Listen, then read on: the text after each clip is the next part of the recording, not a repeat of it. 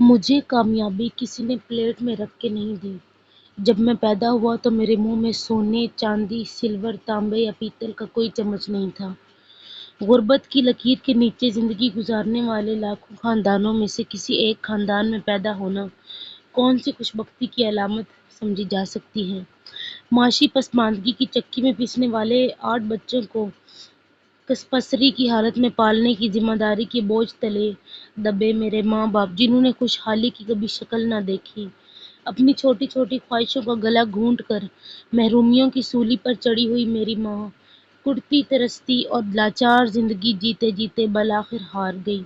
میرے باوقار مزدور باپ کے ساتھ شانہ بشانہ مشقتوں کا بوجھ بانٹتے بانٹتے میری ماں اتنا تھک گئی کہ خاموشی سے ہمیشگی کے آرام کو اپنا لیا۔ مجھے بعد میں پتہ چلا کہ ماں کی بیماری لاعلاج نہیں تھی۔ امی کو بروقت ہسپتال نہ پہنچوا سکنا اور صحت کی بنیادی سہولتوں سے محرومی ان کی موت کا سبب بنی۔ سوچتا ہوں امی جلدی ہسپتال پہنچ جاتی تو شاید ان کی جان بچ جاتی۔ پھر سوچتا ہوں بھلا ایک گدھا گاڑی آخر کتنی تیز چل سکتی ہوگی۔ آج نئے ماڈل کی شاندار گاڑیوں میں گھومتا ہوں تو امی کی بے بسی یاد آتی ہے اور سخت رلاتی ہے۔ کاش میں اپنی ماں کے لیے اس بے بسی کے لمحے میں کچھ کر سکتا، لیکن تب میں اتنا چھوٹا تھا کہ یہ تک احساس نہ تھا کہ میں نے کھویا کیا ہے۔ میں اس لیے روتا تھا کہ سب بہن بھائی روتے تھے، بلکہ کئی بار تو اس لیے روتا تھا کہ چپ کروانے کے لیے بابا جان سے ٹافی، ایک بسکٹ یا چند سکے مل جاتے تھے۔ سوچتا ہوں کاش امی تھوڑا سا انتظار کر لیتی تو آج میں انہیں دنیا کے سب سے اچھے ہسپتال لے جاتا اور ہر قیمت پر ان کے لیے خدا سے چند سانسوں کی التجا کرتا۔ بچپن ناآسودگی، پریشانی، محرومی اور تنگ دستی کی داستان تھا۔ خواہشوں کی جستجو کو دور کی بات، ضرورتوں تک بھی رسائی نہ تھی۔ اپنی پسند کے کپڑے کبھی نہ پہنے، امیر رشتہ داروں کی طرف سے بھیجے گئے پرانے استعمال شدہ کپڑے پہن کر گزارا کیا۔ چمکتے دمکتے الیکٹرانک کھلونوں کی بجائے اپنے ہاتھ سے بنائے مٹی کے کھلونوں پر ہی اکتفا کیا۔ زندگی میں ہر چیز کی کمی تھی، تنگ دستی، غربت، بیماری، بے بسی اور مایوسی کا رواج تھا۔ زندگی محرومیوں سے بھری پڑی تھی۔ گھر کا جذباتی ٹمپریچر خطرناک حد تک پہنچ چکا تھا۔ ہاتھ تنگ ہے کہ الفاظ سن سن کے کان پک گئے تھے۔ زندگی ادھار پہ چل رہی تھی۔ روزمرہ کے سودا سلف کے لیے ادھار، مالک مکان سے ادھار، دودھ والے سے ادھار، حتیٰ کہ اسکول کی فیس بھی ادھار۔ ہر مہینے ٹیچر کلاس سے نکال دیتے، جاؤ گھر سے فیس لے کے آؤ۔ گھر سے جواب آتا ابھی پیسے نہیں ہیں۔ کئی بار تنگ آ کے میں گھر سے کوئی کہتا فیس نہیں ہے، ماسٹر صاحب سے کہو ہمارے نام کاٹ دیں۔ آج پیچھے مڑ کے دیکھوں تو ان تمام محرومیوں، تنگ دستیوں اور مشکلات کے باوجود مجھے اپنا بچپن یادگار محسوس ہوتا ہے۔ اپنے بہن بھائیوں کے ساتھ مل کر ہم اپنا کھیل کا سامان بھی خود ہی بنا لیتے تھے۔ کبھی پولی تھین کے شاپنگ بیگز اور کپڑوں کو جلا کر ایک سخت قسم کی گیند نما چیز بنائی تو کبھی پرانے کپڑوں اور رٹاکیوں کو سوئی دھاگے سے سی کے کرکٹ کھیلنے کے لیے کھدو تیار کیا۔ بہن جس ڈنڈے سے پیٹ پیٹ کر کپڑے دھوتی وہی ہمارا بیٹ بن جاتا۔ کسی درخت پر چڑھ کر اس کی کوئی مضبوط ٹہنی جو آگے سے ذرا مڑی ہوتی کاٹی جاتی اور وہی ہماری ہاکی بن جاتی۔ پرانی کتابیں، پرانے کپڑے، پرانے جوتے، پرانے بیگ ہی ہمارے ساتھی رہے۔ کلاس کے دیگر بچوں کی نئی کتابیں، بیگ، کپڑے اور جوتے دیکھ کر ہمارے اندر نئی آرزوئیں جاگتی، لیکن محرومی کی لوریاں ان آرزوؤں کو پھر سے سلا دیتی۔ باقی بچوں کو اسکول سائیکل پر آتا جاتا دیکھتے تو بڑی خواہش بڑھتی کہ کاش ایک سائیکل ہمارے پاس بھی ہوتی۔ ہر بار فرسٹ آنے پر سائیکل دلوانے کا وعدہ تو ہوتا، لیکن اسکول سے ہائی اسکول اور کالج سے یونیورسٹی تک کبھی کسی بھی قسم کی کوئی بھی سواری ہمارا مقدر نہ بن سکی۔ البتہ کچھ پیسے جمع کر کے مہینے میں ایک آدھ بار کرائے کی سائیکل پر سڑک خوب مزے کیے، لیکن جیسے جیسے گھنٹہ پورا ہونے کا خیال آتا سارا مزہ کرکرا ہو جاتا۔ سائیکل واپس کر کے گھر پیدل آنا بہت ہی برا لگتا تھا، لیکن زندگی آگے بڑھتی چلی گئی۔ ماں باپ غریب ضرور تھے لیکن شعور، علم و آگہی ان میں کوٹ کوٹ کے بھرا تھا۔ ابو نے کبھی اسکول کی شکل نہیں دیکھی تھی لیکن اعلیٰ درجے کی شاعری لکھتے تھے۔ اردو زبان پر انہیں اردو دانوں کی طرح عبور حاصل تھا۔ بے سر و سامانی اور وسائل کی شدید قلت کے باوجود ان کے لباس، گفتار اور طرز عمل سے وقار جھلکتا۔ محنت، سچائی اور بلند عزمی میں نے انہی سے سیکھی۔ امی خاص طور پر چاہتی تھیں کہ ان کے بچے پڑھیں، اسکول جائیں۔ ابو نے 6 بیٹیوں کے ہوتے ہوئے کبھی کسی کو اپنے ساتھ کام میں نہیں لگایا، خود مشقتیں جھیلی لیکن بچوں کو تعلیم کا راستہ دکھایا۔ اس مقصد کو پانے کے لیے انہوں نے لاتعداد قربانیاں دیں۔ میں نے انہیں سے سیکھا کہ کوئی اعلیٰ مقصد بغیر قربانی دیے حاصل نہیں کیا جا سکتا۔ میرے والدین نے بچوں کی تعلیم اور شاندار مستقبل کے لیے کتنی ہی ہجرتیں کی، کتنے ہی گھر بدلے، کتنے ہی ذرائع آمدن اختیار کیے، کتنے ہی دکھ جھیلے اور کتنی ہی بار بے گھری اذیت سہی۔ ان کی قربانیوں کا اندازہ کوئی دوسرا نہیں لگا سکتا۔ وہ جانتے تھے کہ جتنا بڑا مقصد ہوگا اتنی ہی بڑی قربانی دینی ہوگی۔ انہیں یقین تھا کہ جتنی بڑی قربانی ہوگی اتنا ہی بڑا انعام ہوگا۔ ہاں، انہیں اس بات کا شاید پتہ نہیں تھا کہ قربانی کے انعامات اور ثمرات آنے پر وہ خود ان سے مستفید نہیں ہو پائیں گے۔ میں نے اپنے ابو سے سیکھا کہ اس سے فرق نہیں پڑتا کہ ہم زندگی میں کہاں کھڑے ہیں، اصل بات یہ ہے کہ ہم نے اب کہاں جانے کا فیصلہ کیا ہے۔ ہمارے فیصلے ہی ہماری تقدیر کا تعین کرتے ہیں۔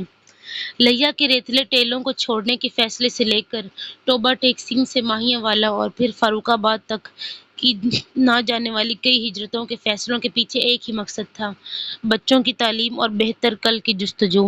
اپنے بہتر کل کی تلاش میں فاروق آباد سے لاہور تک میری پہلی ہجرت بھی اسی سلسلے کی ایک کڑی تھی۔ محنت میں عظمت کی چلتی پھرتی مثال میرے امی ابو تب بھی میرے ہیرو تھے جب بغیر کسی دباؤ کے میں نے سیلز مین کی نوکری کی۔ الیکشن کے دنوں میں کڑکتی دوپہروں میں گاؤں گاؤں پھر کر وال چاکنگ کی۔ انٹرمیڈیٹ میں گولڈ میڈل کے باوجود میرا فیکٹری میں مزدوری کرنے میں کبھی آر محسوس نہ کرنا بھی انہی کی تربیت کا اثر تھا۔ لیکن اپنی کمائی کبھی ان کی ہتھیلی پر رکھ سکوں یہ خوش بختی میرے حصے میں نہ آ سکی۔ میرے ابو نے زندگی بھر کسی اور پر انحصار نہ کیا۔ انہوں نے اپنے بل بوتے پر جینے کا سبق بھی مجھے بھی سکھایا۔ میں نے ان کی زندگی سے نتیجہ اخذ کیا کہ جب تک آپ اپنی زندگی کی 100% ذمہ داری خود نہیں اٹھاتے، زندگی رکی رہے گی، جامد رہے گی، آگے نہیں بڑھے گی۔ میں نے ان سے سیکھا کہ زندگی شکایتیں کرتے رہنے سے نہیں بلکہ ذمہ داری لینے سے بدلتی ہے۔ آدمی ذمہ داری لینے سے آدھی زندگی نہیں بدلتی، پوری ذمہ داری لینے سے بھی آدھی ساری زندگی نہیں بدلے گی۔ حیران مت ہو، شروع میں تھوڑی سی بدلے گی لیکن ذمہ داری اٹھائے رکھنے سے جلد ہی ساری بدل جائے گی۔ اگر کبھی بھی آپ نے زندگی میں شکایات کی ہیں، دوسروں کی وجہ سے خود کے پیچھے رہ جانے کا رونا رویا ہے، تو سمجھ جائیے کہ آپ اپنی زندگی کی گاڑی میں ڈرائیونگ سیٹ پر خود بیٹھنے کے لیے ابھی تیار نہیں ہیں۔ میری زندگی غربت کی پگ ڈنڈیوں سے خوشحالی کی شاہراہ پر کیسے پہنچ گئی؟ سر جھکا کے جیو کی چلتی پھرتی مثال نے سر اٹھا کے جیو کے پیغام کو پھیلانے کا فیصلہ کیسے کر لیا؟ کوئی معجزہ ہوا؟ معجزہ ہی تو لگتا ہے کیونکہ سفارش نہیں تھی، بڑے لوگوں سے تعلقات نہیں تھے، پرچی نہیں تھی، سیاستدانوں کی حمایت نہیں تھی، وزیروں تک دسترس نہیں تھی، ساتھ چلنے والے لوگ نہیں تھے۔ یوں کہیے کہ کامیابی کا دروازہ کھولنے کے لیے کوئی بھی صحیح چابی میرے پاس نہیں تھی۔ اثر و رسوخ رکھنے والے رشتہ دار نہیں تھے، ریفرنس بننے والے دوست نہیں تھے، فیملی بیک گراؤنڈ نہیں تھی، پیسے نہیں تھے، تجربہ نہیں تھا، قسمت نہیں تھی، وسائل نہیں تھے، مواقع نہیں تھے۔ اگر مواقع تھے تو ان سے فائدہ اٹھانے کا سلیقہ نہیں تھا، سمجھ نہیں تھی، شعور نہیں تھا، سچ پوچھیے تو کچھ بھی نہیں تھا۔ ہاں اگر تھا تو ایک جذبہ تھا، ایک تڑپ تھی، ایک آگ تھی، ایک جوش تھا، ایک خواب تھا سر اٹھا کے جینے کا۔ لیکن کیا یہ جذبہ، تڑپ، آگ، جوش اور خواب کامیابی کی شاہراہ تک لانے، سر اٹھا کے جینے کے لیے کافی ہیں؟ سچ تو یہ ہے کہ نہیں۔ ہاں یہ سب ضروری بہت تھے، ان کے بغیر کامیابی کو اپنی طرف مائل کرنا ممکن نہیں تھا، لیکن کوئی چیز ہے جو ان سب سے بڑی تھی، اہم تھی اور زندگی ساز تھی۔ تو وہ کیا تھی؟ وہ سوچ کی ذرا سی تبدیلی تھی، ایک انداز فکر تھا، چیزوں کو دیکھنے اور پرکھنے کا ایک نیا زاویہ تھا، وہ ایک احساس تھا، ذمہ داری کا احساس، جس نے دل میں اس سوچ کو جگہ دی کہ اس وقت میں جہاں بھی ہوں، جس طرح کی بھی زندگی جی رہا ہوں اور جو بھی ناکامیاں، مایوسیاں، ستم ظریفیاں، تنگ دستیاں، ناآسودگیاں اور بدحالیاں میری زندگی کو گھیرے ہوئے ہیں، ان کی ذمہ داری صرف ایک ہی شخص پر عائد ہوتی ہے اور اس کا نام ہے کیسر عباس۔ میرے سر جھکا کے جینے کی ذمہ داری خود میرے اپنے سر ہے۔ میرے والدین ذمہ دار ہیں، نہ معاشرہ، نہ اساتذہ، نہ اسکول، نہ تعلیمی ادارے، نہ حکومت، نہ معاشی و اقتصادی صورتحال، نہ ہی مہنگائی کا پہاڑ۔ میں نے خود کو سمجھا لیا کہ میری ناکامی اور نامرادیوں کے پیچھے نہ امریکہ ہے، نہ CIA، نہ را کا کوئی ایجنٹ ہے، نہ 9/11 کا واقعہ، نہ اس کی ذمہ داری دہشت گردوں پر ہے، نہ ملک کی سیاسی جماعتوں پر۔ اپنی ناکامی اور شکست کی ذمہ داری صرف اور صرف مجھ پر عائد ہوتی ہے، بس میں خود ہی ذمہ دار ہوں۔ آخر میری سوچ میں ایسی تبدیلی آئی کیسے؟ سادہ سی بات ہے، میں نے زندگی کے 24 سال ان تمام چیزوں سمیت بے شمار شخصیات، واقعات اور حالات کو اپنے آگے نہ بڑھ سکنے کا قصوروار قرار دے کے دیکھ لیا، لیکن کچھ فائدہ نہ ہوا۔ میں نے اپنے علاوہ ہر چیز کو اپنی ناکامی کا ذمہ دار ٹھہرایا، لیکن زندگی نہ بدلی، زندگی ٹھہری رہی، زندگی ناکامیوں سے ہمکنار رہی۔ میں سر جھکا کے جیتا چلا گیا، لیکن جس دن میں نے سوچ لیا، تہیہ کر لیا کہ اپنی زندگی کے بدلنے یا نہ بدلنے کی ذمہ داری میرے سوا کسی اور پر عائد نہیں ہوتی، اور نہ ہی اپنے سوا کسی اور کو میں اپنی ناکامی کا الزام دوں گا، وہی دن میری زندگی میں ایک شاندار تبدیلی کا پیغامبر ثابت ہوا۔ میں نے خود سے پکا عہد کر لیا کہ میں ہی ذمہ دار ہوں، اور جب تک میں ذمہ داری کا حق ادا نہیں کروں گا، کچھ نہیں بدلے گا۔ میں نے سیکھ لیا، سمجھ لیا کہ میری زندگی میں جو کچھ بھی ہو چکا، اسے کسی نہ کسی طرح میں نے ہی ہونے کا موقع، وجہ یا راستہ دیا، اور آگے میری زندگی میں جو کچھ بھی ہوگا، اس کی ذمہ داری کبھی کسی اور پر عائد نہیں کروں گا۔ میں کھلے دل سے نتائج کو تسلیم کروں گا، واضح ثبوت ہونے کے باوجود کسی اور کی بجائے خود کو ہی ذمہ دار ٹھہراؤں گا، اور پھر میں نے ایسا ہی کیا۔ ایسا کرنا بے حد مشکل تھا، آسان نہیں تھا، تلخ تھا، تکلیف دہ تھا۔ کئی بار ایسا کرنا خود کے خلاف اعلان جنگ سے کم نہیں تھا۔ بیشتر دفعہ اندر کی دفاعی فوجیں پوزیشنیں سنبھال کر خود کے دفاع کا ارادہ کر لیتی تھیں، لیکن میں نے توپوں کے رخ خود کی طرف ہی موڑے رکھے۔ مجھے لگا اس طرح ذمہ داری نبھانے سے میں خود کو ہی مار ڈالوں گا، خود کو خود ہی کچل دوں گا، لیکن وقت نے ثابت کیا کہ ہر بار ذمہ داری لینے کے بعد مجھے خود کی کوئی نہ کوئی خامی، کمزوری اور بہتری کا سراغ مل ہی جاتا۔ یوں میں نے دوسروں کو بدلنے کی بجائے خود کو بدلنے سے سفر کا آغاز کیا، اور کمال ہے کہ سفر رائگاں نہیں گیا، الحمدللہ۔ مثال کے طور پر، جب ایک بڑی کمپنی کے ہیومن ریسورس ہیڈ نے میرے رنگ برنگے لباس پر کڑی تنقید کی، مجھے شرمندہ کیا اور میرا مذاق اڑایا، اور کہا کہ آپ ہمارے لوگوں کو گرومنگ کی کیا ٹریننگ دیں گے، آپ کا تو اپنا حلیہ اس قابل نہیں ہے، اور میں ابھی تک یہی باؤنسر سہ نہ پایا تھا کہ انہوں نے یہ کہہ کر مجھے کلین بولڈ کر دیا کہ جناب برا مت مانیے گا، آپ ٹرینر کم اور جوکر زیادہ لگ رہے ہیں۔ میرا دل کیا کہ زمین پھٹ جائے اور میں اس شرمندگی سے بچ جاؤں۔ کئی دن تک اس توہین آمیز آوازیں راتوں کو خوابوں میں بھی میرے کانوں میں گونجتی رہیں۔ اس بے عزتی کے لیے میں کیسے ذمہ دار ہو سکتا ہوں؟ بے ساختہ میں نے سوچا، یہ تو سراسر اس کی زیادتی ہے، اس کو احساس کرنا چاہیے تھا، اس کو لباس اور حلیے کی بنیاد پر میری شخصیت کا تجزیہ نہیں کرنا چاہیے تھا، اس کو میری قابلیت دیکھنی چاہیے تھی، نہ کہ ظاہری رنگ اور روغن۔ دل نے بہانے گھڑے، لیکن جب تک میں الزام، شکایت اور احتجاج کی کیفیت میں رہا، میری زندگی ٹھہری رہی، رکی رہی، جامد رہی، ناکام رہی۔ اگلے ہی لمحے میں نے خود سے فیصلہ کن انداز میں کہا، کچھ بھی ہو میں ہی ذمہ دار ہوں۔ لیکن کیسے؟ جیسے ہی یہ سوال میں نے اپنے ذہن کے سرچ انجن میں ڈالا، جواب میں ہزاروں ویب سائٹس کھل گئیں۔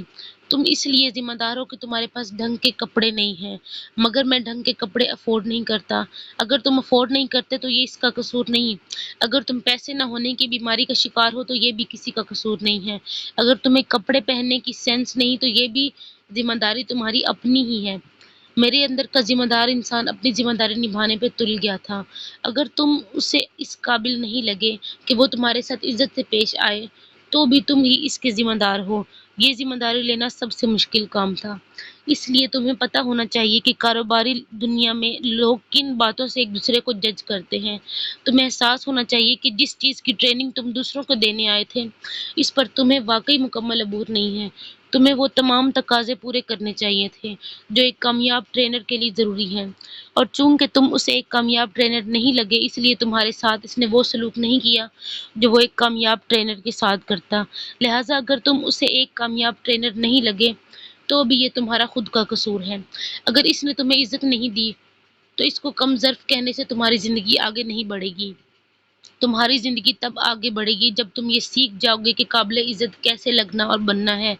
میرا دماغ خیالات، انوکھی سوچوں اور پرجوش احساسات سے بھر گیا۔ اور پھر میں نے سوچا کہ کم پیسوں کے باوجود اپنے لباس، شخصیت اور حلیے کو کیسے پروفیشنل رکھنا ہے۔ میں نے سیکھ لیا کہ بے سر و سامانے کے باوجود کلائنٹ کے سامنے کیسے خود اعتمادی کے ساتھ بیٹھنا ہے۔ میں نے سیکھا کہ کیسے اپنے اندر کے حالات کے منفی اثرات کو باہر کی دنیا پر بلا وجہ ظاہر ہونے سے روکنا ہے، کیسے ایک رکھ رکھاؤ رکھنا ہے۔ پھر واقعی پاکستان کرکٹ بورڈ میں قومی کرکٹ ٹیم کو پیک پرفارمنس کی ٹریننگ دیتے ہوئے میں نے وہ بھرم قائم رکھا۔ میں سب سے پہلے قذافی اسٹیڈیم پہنچتا اور سب سے بعد میں نکلتا تاکہ کوئی مجھے پیدل یا ویگن میں کھڑا ہو کے کھڑا ہوا نہ دیکھ لے۔ جب میں کڑکتی دوپہروں میں پیدل ہی چلتا رہتا تھا، لیکن یہ جانتا تھا کہ شدید گرمی میں بھی کارپوریٹ دنیا میں لوگ سوٹ اور ٹائی پہنتے ہیں، لہٰذا میں بھی کوشش کر کے وہی پہنتا تھا اور ملاقات سے پہلے اس کمپنی کے واش روم میں جا کے کتنی ہی دیر اپنے پسینے سکھاتا، حلیہ درست کرتا اور پھر ان کے کانفرنس روم میں ایسے ہی دکھائی دیتا جیسا وہ مجھے دیکھنے کی توقع کرتے تھے۔ میں ہر روز سر اٹھا کے جینے کا عزم کرتا رہا۔ زندگی ہر روز بڑی بے دردی سے مجھے پچھاڑتی رہی۔ میں ہر نئی صبح ایک نئے جذبے کے ساتھ نئی منزلوں کی تلاش میں نکل پڑتا۔ زندگی ہر شام میرے قدموں کے ساتھ ناکامیوں کا بوجھ باندھ کر مجھے اپاہج بنانے کی تیاری کرتی رہی۔ ہر نئے دن میں خود کو شاندار کل کی نوید سناتا اور ہر رات میری سسکیوں کی گواہ بنتی۔ ناکامیاں، محرومیاں، جھڑکیاں، افسردگیاں، نامرادیاں، مایوسیاں میرا گھیراؤ کر لیتی۔ مجھے اپنے مرحوم والد کی شاباش بھری سرگوشیاں خوابوں میں سنائی دیتی۔ گرنا بری بات نہیں ہے، گرے رہنا اور دوبارہ نہ اٹھنا بری بات ہے۔ اگلی صبح میں ناکامیوں کے سارے وار، درد کی ساری سسٹیں، حوصلہ شکنی کے سارے جملے بھلا کر سر اٹھا کے جینے کے عہد کی تجدید کرتا، اپنی زندگی کی باغیں اپنے ہاتھوں میں رکھنے کا عزم کرتا اور نکل پڑتا سر اٹھا کے جینے کے سفر پر۔ ایسا نہیں کہ اگلے ہی دن میرا سفر وسیلہ ظفر بن جاتا، اس دن درد کی شدت پہلے سے بھی بڑھ جاتی۔ شام کو نڈھال، نامراد اور ناکامیوں کے بوجھ سے لدا ہوا کسی بس اسٹاپ پر کھڑا جیب سے ساری جمع پونجی نکال کے گن رہا ہوتا۔ بس میں بیٹھنے کے پیسے پورے نہ ہونے کے باعث کسی انجان منزل کی طرف تھکن سے چور پیدل ہی چل پڑتا۔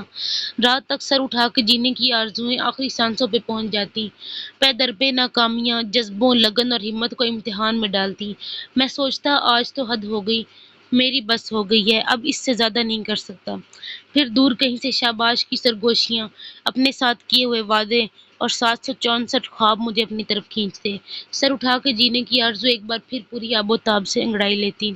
دل ولولے سے بھر جاتا، آنکھوں میں چمک آ جاتی اور جذبوں کو ایک نئی جلا مل جاتی اور میں اپنے خوابوں کے تعاقب میں دل و جان سے نکل کھڑا ہوتا۔ پھر ایک دن ایسا آیا جب برسوں کی ریاضتیں رنگ لے آئیں۔ زندگی سر اٹھا کے جینے کی ڈگر سے شناسا ہو گئی اور بالآخر ایک دن سب کچھ بدل گیا۔ زندگی بدلی تو بہانوں کی زنجیریں توڑنے سے، زندگی نے سر اٹھا کے جینا شروع کیا تو اپنا بوجھ خود اٹھانے کا فیصلہ کرنے سے، زندگی بہتر ہوئی تو الزامات سے توبہ کرنے سے، زندگی بدلی تو شکایت کے پلندے کو سمیٹنے سے، ذمہ داری اٹھانے سے، خود انحصاری سے، اپنی ذات پر بھروسہ کرنے سے اور یہ طے کرنے سے کہ 100% ذمہ داری اٹھانے سے ہی فرق پڑے گا، 99% ذمہ داری اٹھانے سے کچھ نہیں بدلے گا۔ تو کیا آج سے آپ اپنی زندگی کی 100% ذمہ داری اٹھائیں گے؟ یہی تیاری، یہی عہد، یہی فیصلہ، یہی تہیہ، یہی عزم اور دراصل سر اٹھا کے جینے کی طرف آپ کا پہلا قدم ہے۔ تو کیا آپ سر اٹھا کے جینے کے لیے تیار ہیں؟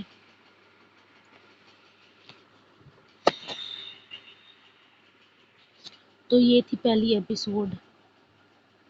آگے اسٹے ٹیون رہنے کے لیے اس چینل کو سبسکرائب کر دیجیے۔